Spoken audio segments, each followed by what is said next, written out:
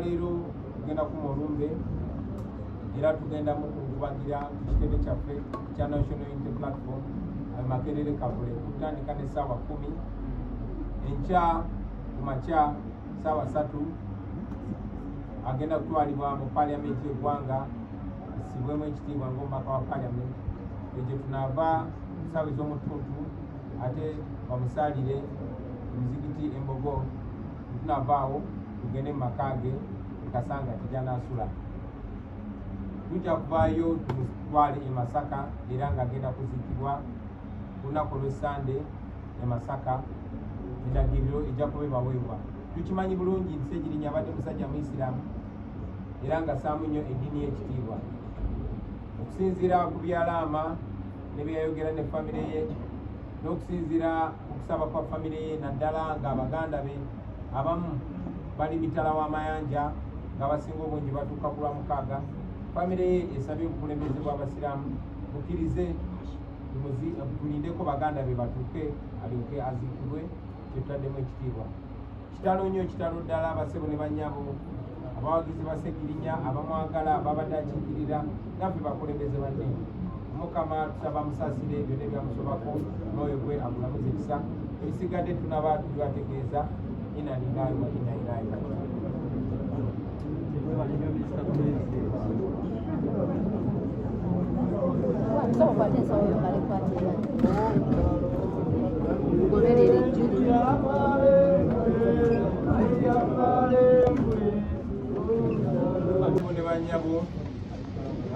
I greet you all, ladies and gentlemen, in the Almighty's name. I'm sure many of you have already received the telephone news. I'm here to reaffirm the telephone news that we have lost the Honorable Ssegirinya, Member of Parliament for Kawempe North. Ssegirinya has been and will remain a comrade. We all know the circumstances that led to the chronic illness and final death of Ssegirinya. He endured prison, unjustified prison, endured torture. He always complained, but many people used to take it for a joke until they can't take it for a joke no more. Very sad day we lost Mama Ssegirinya. To condole with the family. The tentative program is that we shall hold a vigil this evening beginning at 4 p.m. at the National Unity Platform headquarters. We shall spend the night there with our brother. Tomorrow, Ssegirinya will be honored in the Parliament of Uganda.